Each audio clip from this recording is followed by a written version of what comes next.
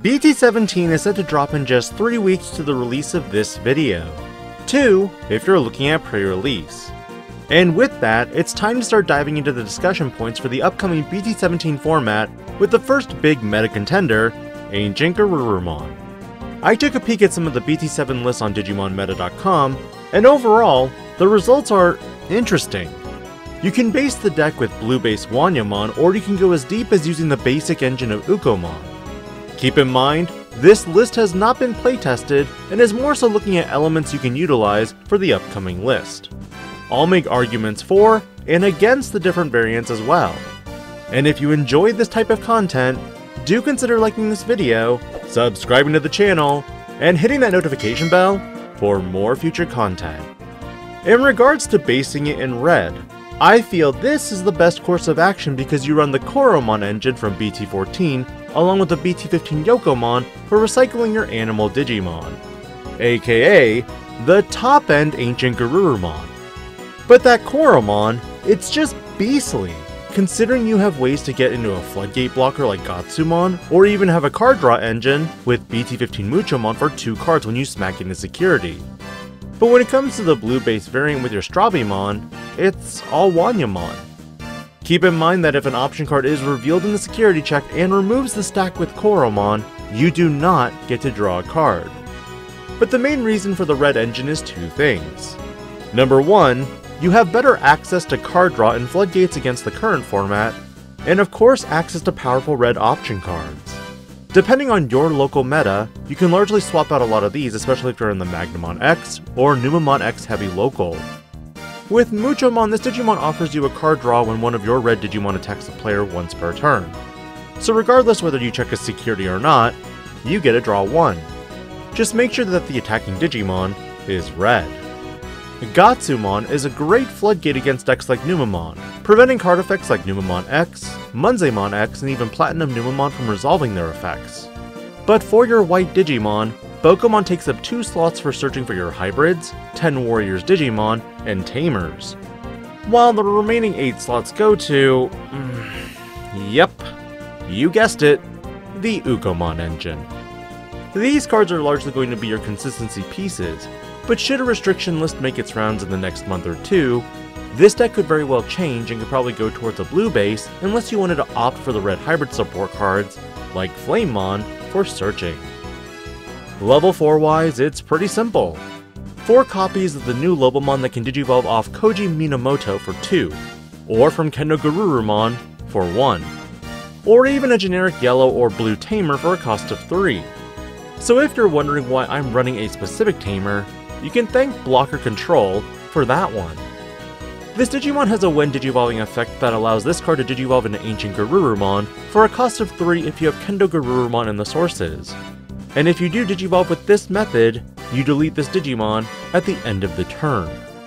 This card has a lot of complex rulings with the upcoming release of BT18, so check out future videos on this discussion as rulings are answered. As for the only other level 4 Digimon in this deck, it's Kendogarurumon. Keep in mind, this Digimon is not treated as a Digimon with Garurumon in its name. And like Lobomon, you can digivolve from Koji Minamoto for 2, or Lobomon for a cost of 1, or any generic blue or yellow tamer for a cost of 3. When attacking, draw 1. And at the same time when attacking, this Digimon may digivolve into a Digimon card with the hybrid trait in its hand for its Digivolution cost reduced by 1. So you remember that Lobomon I just talked about? You can basically digivolve into it for free before going into Ancientgarurumon for a cost of 3. As long as you have 3 memory, you can go into this Digimon first off of a tamer, any tamer for that matter, then attack, draw 1, evo into Lobomon for free before going into Ancientgarurumon for 3 memory. You resolve all your when digivolving effects and voila! Potentially 2 security are removed with Ancientgarurumon before it's deleted, and you get to return a hybrid and play a tamer from the hand. For some builds that I quickly researched, they ran cards like BT7 beowolfmon, some others, BT17 beowolfmon, and the occasional build, Jet Sophimon. Space-wise, I felt that one BT7 beowolfmon might be most viable, because it is a valid counter against some level 4 Digimon out there that could blast Digivolve. The real problem though, ultimately is typically the Edamon Valkyrymon ace play. which this build doesn't quite counter. As for BT17, it's a quick step up to level 5 for a cost of 3 memory, before going into Ancientgarurumon. But overall, I found the need of level 5s to not be too necessary just based on looking at the data. For level 6s, it's all Ancientgarurumon here. As mentioned previously on set review videos, on play and when digivolving, you return the lowest level Digimon to the hand. This Digimon also has a your turn once per turn effect that when an effect adds cards to your opponent's hand, your opponent adds the top card of their security stack to their hand. Meaning theoretically you can simultaneously control the board and deal with the security without even checking it. But this Digimon also has an on-deletion effect that returns one Tamer card and one card with the hybrid trait from trash to hand, and then plays one Tamer card from hand without paying cost. In essence, you're able to set up the play all over again the following turn. But aside from this deck doesn't run any level 7s because the option cards provide that flow and control. If you wanted to, you could run ukkomon as the normal splashable level 7, but you wouldn't run anything like Omnimon, mainly because the Digimon would already be deleted after resolving the security check at end of turn. Option card wise, you have a lot of options to go through. Starting with your red option cards, yes, you can run the red option cards because of the red eggs you utilize in this build. Crimson Blaze is viable in a lot of the matchups that may be playing this deck during this period and even decks like Numamon. But largely the option does nothing against Magnamon X.